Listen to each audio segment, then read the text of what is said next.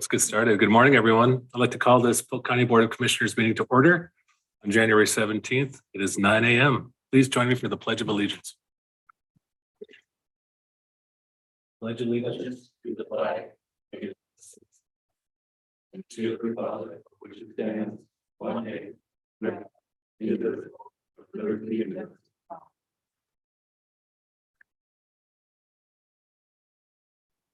I'll not hear any comments for items not on this agenda. Going once, going twice. Next up is approval of minutes of January 10th. Do I have a motion to approve the minutes? Also move. Second. All those in favor, please say aye. Aye. Aye. Motion carries. Next up, we have the Central School District Economic Development Application. Mr. McConaughey and Lynn Thomas, please join us.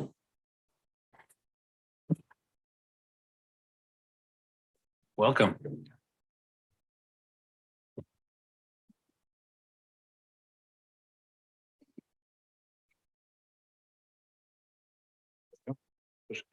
It's hot. Okay. It's got you. It's got me If you would please state your name and area of residence for the record. Lynn Thomas. I reside in Yamhill County, but I teach at Central School District. Brent McConaughey. I live in Monmouth, Oregon, in Polk County. Thank you. Welcome again. Just for your comfort, that will pick you up just fine. You don't need to lean into it. Okay. Perfection, not like the school board meeting. Love it. So I am the principal of Central High School, and Ms. Thomas here is our Career and Technical Education Department Chair. And we are here to provide some information related to our greenhouse revitalization project, which began last spring and is nearing the conclusion with what we have going on at the high school. So we'd like to walk you through some of the things we have going on here. The first aspect is just give you a background on what is CTE. So CTE stands for Career and Technical Education. And at Central High School, we do an exceptional job with agricultural leadership. We do an even better job with large animal and veterinary science. And one of the things that we're really putting forward is our greenhouse technology, all of which we think will serve our community significantly in the next years coming up.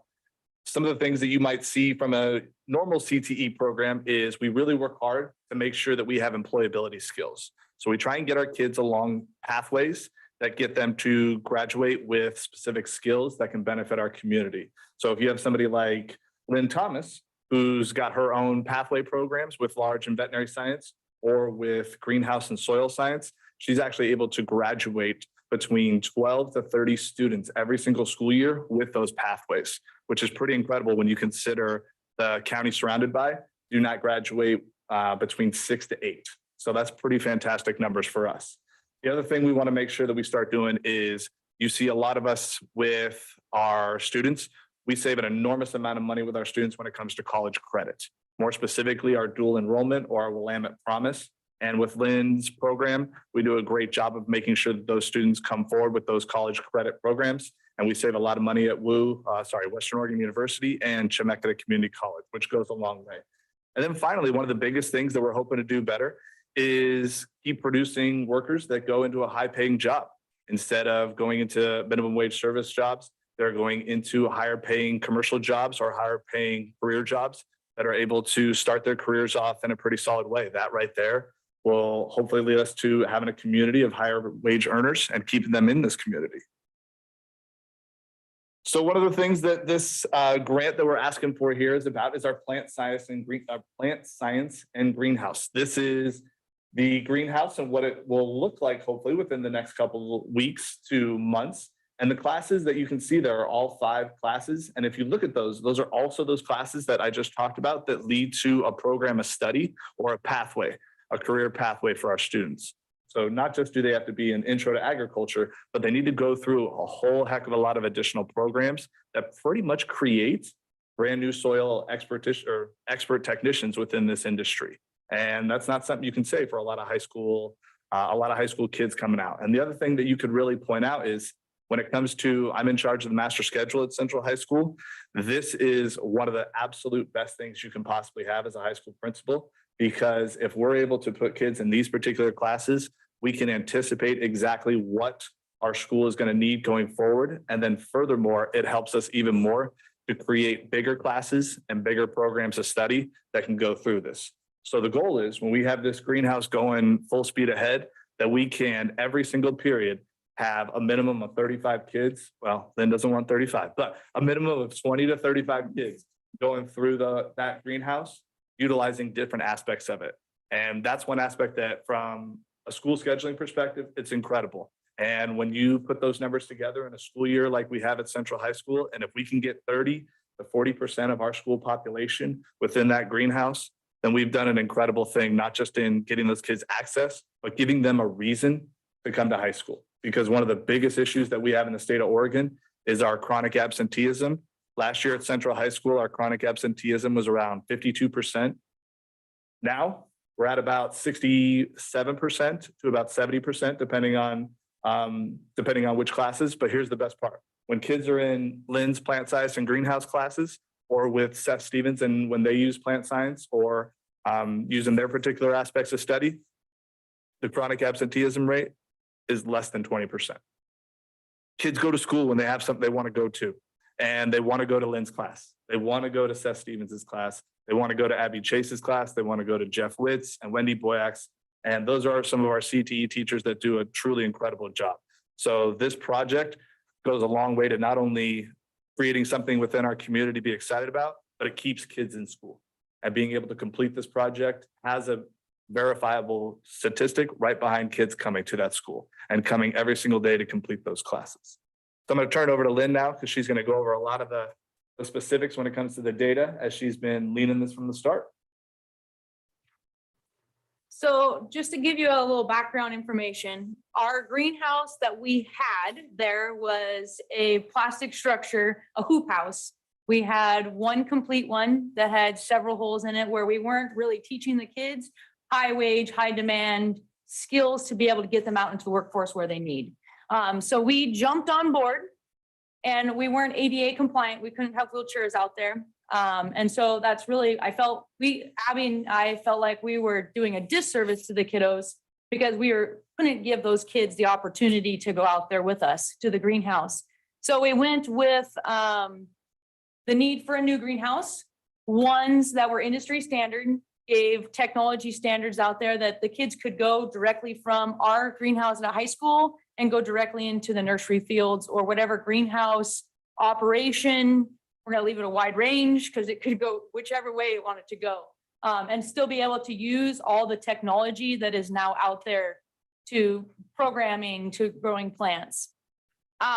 Spaces for students, we have now put in a 60 by 100 foot greenhouse that the kids have worked right alongside the contractors with from the ground, from tearing the old greenhouse down to reconstructing the new one that we have in there. So we started this project back last spring when we demoed the old greenhouse. And then we had to come up with all the different permittings, and the kids were involved in that part too, so they could see those aspects of it. And again, it's going back to giving the kids hand-on experience as we move through, so they have the skills. And then as things come awry that we have to punt and do something different, the kids are there directly for that as well. So they were in part of the permitting. Greenhouse structure build, water and the gas installed was this year. When we started school, it went in, and then hopefully this week we get to put in electrical for the greenhouse, and then our first crop plants are coming in the second week of February. So that is the timeline for the whole project. Just a couple pictures to walk you through. The upper right-hand corner one, that was just the site preparation, because we learned that the site wasn't quite the width that we needed it to for the greenhouse to go in. So we had to do a 1-to-2 slope, which the kids got to learn how to use the leveling technology out there that, versus the old style where I set up a tripod and a transit and I have to look through. They got to use laser leveling to help them laser level and do the groundwork along with the retaining wall blocks. And then the upper left-hand corner, we had to revert the gas and the power lines back closer to the fence for the actual greenhouse to go in. So like I said, the kids have been in every step of the project, learning different hands-on skills as we roll through. Different project supporters that we have for this greenhouse. We very first applied, and that's when we first got our foot in the door, is we applied for the ODE realization grant. And we received that, which was $124,992. And so then we went out and we got the Spirit Mountain grant, which was $100,000. And then we've gotten different grants as we move through. National FFA has given us grants, the Trailblazers, Farm Credit Service. Pathway funding has gone into this project for the fencings. We sold the compartments of the old greenhouse, so we had that revenue coming back in. We've had a couple of donations moving through. Key Lime, we had an anonymous donor, and then our alumni chapter as we move forward. Here's a breakdown of the greenhouse project's expenses of what we have budgeted for, or something that has gone up. The electrical permit, the electrical component of it is the biggest one. And like I said, the kids have been in every step. So when we do a hiccup, because you're gonna notice on there that maybe the budget cost, we didn't know we were gonna have to begin with. And so the kids have had to figure out how to go back through and readjust their budget as we move through, because we had to do a 2-to-1 slope that we didn't plan for to begin with. So the last thing we have is the electrical to put into the greenhouse and moving forward. So Central School District budgeted the $50,000 for the greenhouse through the high school success fund. Their goal is to not have to use that for high school success, but put it back into all the other pathways that we have inside of Central High School, which is accounting, digital arts, theater, and then ag is the goal. Main goal for that 50 grand is to put it back to get the other kids in the CTE programs moving forward to use that money. So that's why we have reached out with this grant to see if maybe this grant can help us move along the way to finish the high wage, high demand, giving the kids skills to go out into the workforce.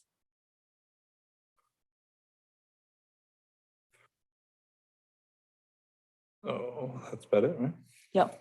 I think I jumped a few slides as we move through here. You did. That's right.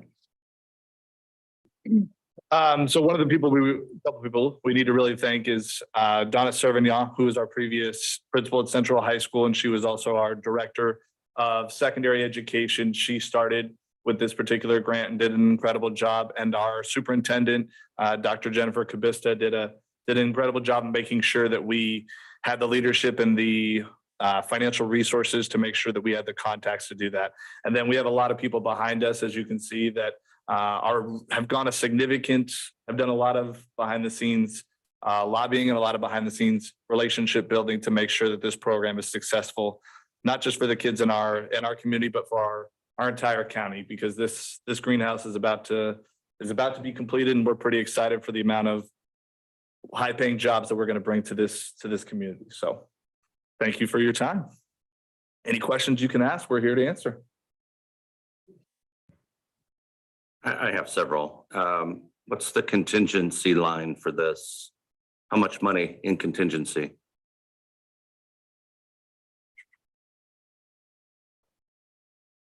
Lynn, you got that one? After talking with Heidi, what we're short is the $32,875 for the electrical that has not been paid for yet. And then the only other one that hasn't been paid for, because the alumni went out and got a different grant that we just received, which is going to pay for all the plumbing. And that's what they designated that grant for, was the plumbing attire. So that one's going to come out of that budget. And then the concrete, the $3,500 we haven't paid for yet as well. So almost 38,000. So I see $42,003.10 remaining to pay. I don't see a revenue side, so I don't know what your difference is. So are you saying that your revenue matches that budget up to 42,000 short? Yes, using the high school success funds. Okay. Move on. I'll think of my next question here. So that 42,000 is the remaining balance that you need. As of December, our budget gets reviewed by Heidi Brodus in our finance department every month. So we haven't gotten our January one yet. But as we see our revenue coming in, that number is actually a little bit lower than what you're seeing right there. And I think I know the answer to this, but I'm going to ask it anyway. I assume your school board is in full support of this program and would love to see it sustained. 100%. Yeah. 100%. They've talked about it in a couple board meetings. And then this is kind of the impetus to the long range planning committee that our district launched last spring and we're able to check one of these big boxes off. So this being able to raise as much as we have and getting matching grants has gone a long way to looking at where we can put a little bit more funding towards our facilities that do need some upkeep. Really impressed with the diversity of partners you have gathered. I mean, I don't think you've left anything, no stone unturned. Lynn, are you the primary grant writer for all these? Abby Chase and I are, yep. Okay, well done. I just love the generational investment in really relevant industry workforce development in Polk County. So well done. Thank you. Any other questions or comments? Oh, yeah. Please. So what I'm trying to get to here is the cash flow. Mhm. And I don't see that. And you're talking about things that are all atmospheric to me. So you're indicating 42,000 short. This project's going to be completed, right? Yes, sir. So what's the contingency? How are you going to pay for what's left to be paid for? Let's assume that we say yes to the application, you're still short. So what you're not seeing on the revenue side, and that's my fault in leadership, I didn't provide the revenue side, is we already have a significant amount within there, about 26,000 that'll allow us to stay there. So we're contingency with the 30 we're hoping to get from you. We're safe from about $13,000 to $14,000. Now the electrical monies that came in right there, that was a little bit of a oh my gosh. They I can't always believe- are. Yeah, where, oh my gosh, I can't Electricians. believe that Sorry. just happened. And it went up so significantly that we did need to come to additional resources. How do you get there? I mean, how does a mistake like that? It's a mistake in planning, in my view. Or you have a contractor that says, surprise. How does that happen? I mean, there's a planning process, right? Was there no architectural planning in this for the electrical elements? There was a big jump. Yeah, there was a planning process. One of the issues that we ran into at that particular spot within the electrical is we had an opportunity in the last spring to book that particular point. We didn't do that at that point in time. And when we didn't do that, we suffered the additional charge that we're looking at right now. We did use multiple bids to find out. In fact, we're going to a different bid outside of what we normally do within the district because we wanted to limit our liabilities on that side. But we had an opportunity to in the spring, and we weren't able to confirm that with the company that we had worked with. So this jump in the number, if I'm hearing you right, is a condition of market and opportunity. And you have a contractor you didn't commit to, that gave you a number. Mhm. And now you're in a place where you're paying a premium price. Yeah, about 1.8% more, or about 1.8 times what we thought we would. Right. Okay. So I'm also concerned about the equipment. So I've been involved in Central High School projects for a long time, and especially on the shop side. And across all of our education programs, we tend to build the facilities, but then we don't fully equip them. Mhm. And so my question, Lynn, is, are we okay on equipment in this budget? Are we going to have everything you need inside that structure when it's complete? Yes, because the tables, we had brand new tables that we bought through our last pathway funding that we put together. So those tables are 1.5 years old.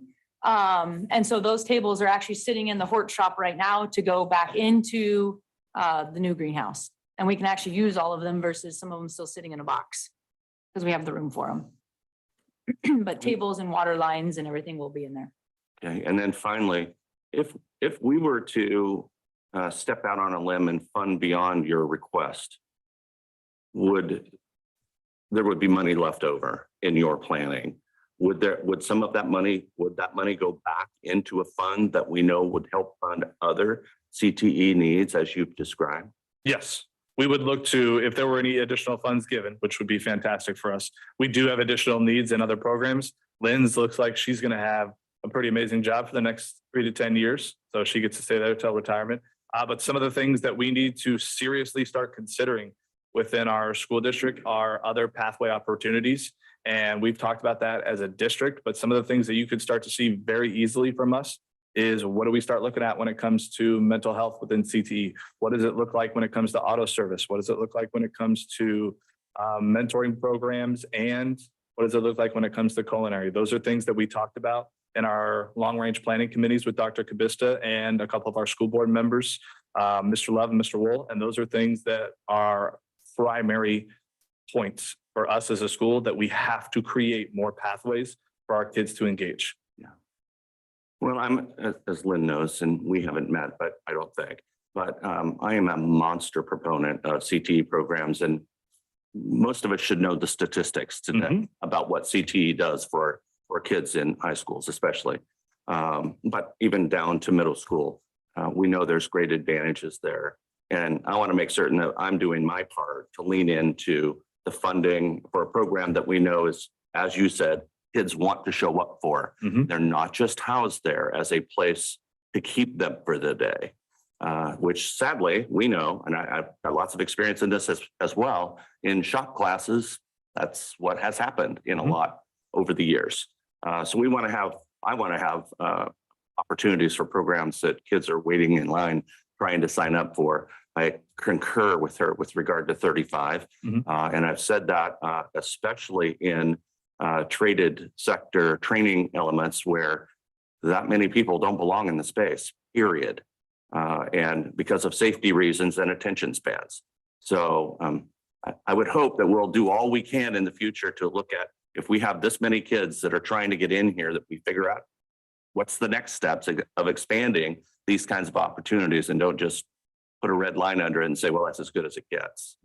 So Lynn, I'm also a CT fan.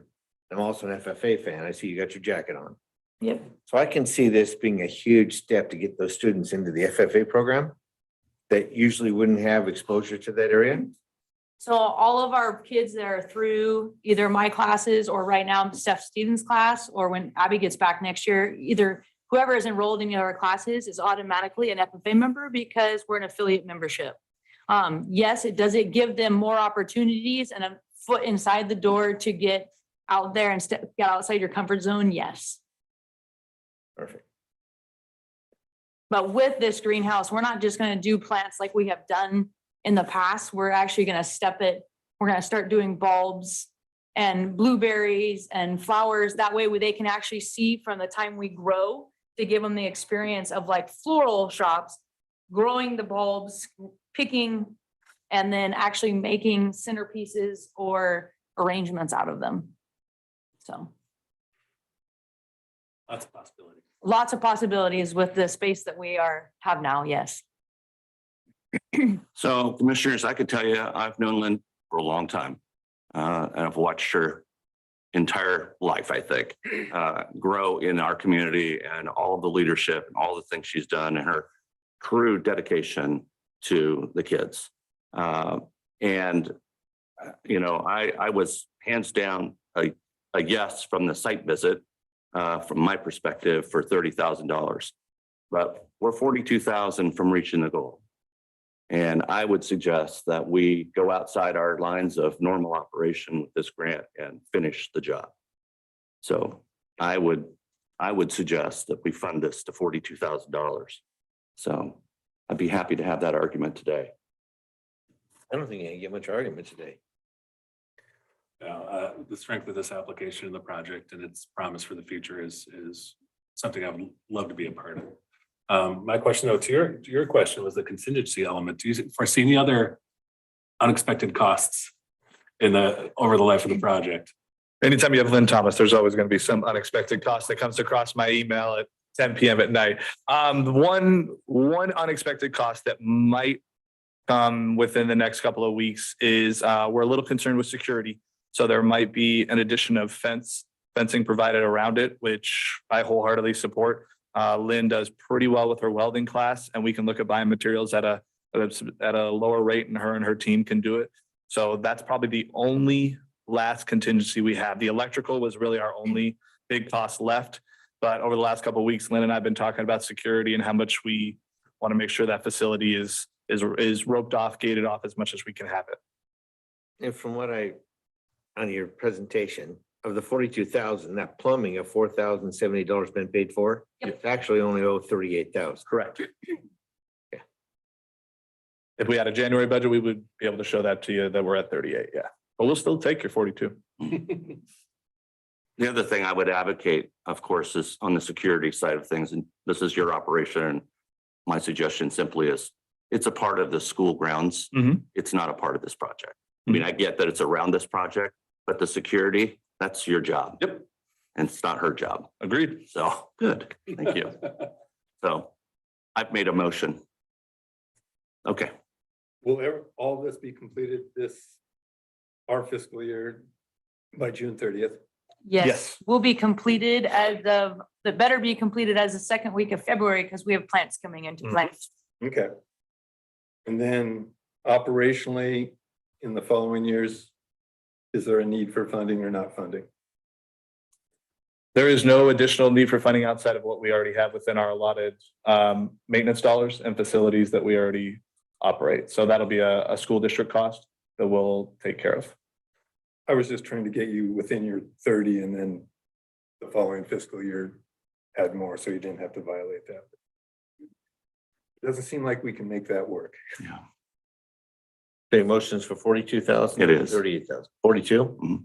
And then 4,000 extra go to fencing? Or they're gonna use it. Right. I'm sure they're gonna use I'll it. second that motion. All right, we have a motion to fill the full gap of $42,000. Any further discussion? All those in favor, please say aye. Aye. Aye, motion carries unanimously. Thanks again, and we'll be in touch. Keep us posted. You'll hear from Nicole. Will do. All right, thank you very much. Great presentation. Thank you so much, y'all. Would you Yes, sir. expect anything less from Central School District? Central Panther myself. We expect the best. I just like to say I appreciate what you said, Craig, because this is my heart. Okay, Yeah. my granddaughter is the president of the FFA this year. And I've seen a huge growth in her, not just with what they're gonna do here, but with the FFA altogether. How to public speaking, doing back at the convention back in Indianapolis. And Lynn has done a wonderful job. And Mac has done a wonderful job coming on board this year as a new principal. Probably the best principal we've had since. Let's see, who am I thinking? He doesn't want to- Yeah, well, maybe. That's Sylvia. Yeah, that's been involved in a variety of things. Thank you. Thank you. Any other comments? Well done. Okay. All right, next up on the agenda are the updates to the Polk County zoning ordinance. Mr. Burns. Ooh. Almost the whole team. Hello, Hello, Good everyone. morning. good morning. I'm Michael Burns, Assistant Planner for Polk County's Community Development Department. And I'm here this morning to talk about a legislative amendment proposal to update certain sections of the Polk County's zoning ordinance to conform with changes in state law. Whenever new land use updates are made in state law, counties are required to update local ordinance to match or apply state law directly. Changes in state law that have happened apply to forest template dwellings, replacement dwellings, churches, siting standards for dwellings and structures, and wildlife habitat and management plans. These will affect the farm forest overlay, exclusive farm use, and timber conservation zones. Staff concludes that these updates, the Polk County zoning ordinance, to be consistent with state law would be in the public benefit because it would provide continuity between the state law and Polk County zoning ordinance. All of these updates would be ministerial legislative amendments under ORS 197-612, as their sole purpose would be to provide conformity between state law and the zoning ordinance. Staff recommends that the board determine adopting updates to the zoning ordinance to be consistent with state law would be in the public interest and general public benefit, and direct staff to prepare an ordinance for adoption to the board by the board through the consent agenda. Thank you, Michael. Any questions? So is there any flexibility for the commissioners to accept anything less than these? Please answer. Is there anything less than this? So any flexibility at all? And how do you mean flexibility in terms of adopting the updates? Well, this is essentially saying we're acknowledging the state and we're going to take on all of those changes the state has provided us. And what you're asking for us to do is to acknowledge that and accept those. I'm asking, is there any flexibility? It's not a trick question. Yeah. It's just part of my job to make certain that I don't just take your word for it, the state's word for it. Is there any flexibility in any of these changes so that I'm acting on behalf of my constituents? In this, there would not be, because we're just currently applying the state statute directly. So we would just be changing the zoning ordinance to match that. I can provide some more clarity. Oh, I know you can. I need to do it, please. So I'm seeing you say yes, that this is by statute and there is no flexibility in it because it's statutory. Am I paraphrasing that correctly? Yes. Okay, thank you. Questions? Well, I did have a question to Austin that might be of public interest, and it's just the cross out of the Wildlife Habitat Conservation and Management Plan. And from what I understand, that's ODFW, they canceled that program. Do you want to speak to that for a moment, just in case anyone, members of the public have a question? So actually, Polk County was a pilot county when that program, it's a tax assessment program. It's not really a zoning thing, it's a tax assessment. And Polk County was a pilot county in the late 1990s. I think it was 1997 or 1998 when that type of special assessment. So there's special assessment for farm use. There's so you've got the ag exemption. There's special assessment for forestry. And then they created this herd type of special assessment for wildlife habitat conservation. And that type of special assessment would allow you to go from either ag or timber into that without paying the 10-year rollback. So it's entirely an ORS 308A program, but because it was new, they included it in ORS 215 at that time as a use, but it's really not a use. And so it was removed from the statute in 2003, and we just haven't ever updated our local code because we had to bring it into our local code when we started the pilot program, but it doesn't actually have to be in our code and it's no longer in statute. For further explanation, it's my understanding that ODF&W isn't funded to certify new participants in that special assessment. And so if somebody is already, if a property owner is already in that special assessment and their conservation plan has already been reviewed, that they're continuing that special assessment, but there haven't been new special assessment properties because it's no longer funded at the ODF&W level that has to approve the plan. And that's my understanding. Okay, appreciate that. Any other questions or discussion? So we're just going to see this on the consent calendar tomorrow. Is that? It'll be a few weeks. It'll be a few weeks. Yeah, we have a few notice requirements still. I didn't mean to put pressure on you. Turn it around. So That's okay. Yeah, it'll probably be, we have a 35-day notice period, so it'll probably be 5 weeks. okay, is that agreeable to everyone? Is that sufficient for you, just by consensus? All right, well, thanks so much for presenting. Thank you. Good job. Thank you. Okay, next up is non-listed items. Do we have anything else to consider today? No, sir. Hearing nothing, we're adjourned. Thank you.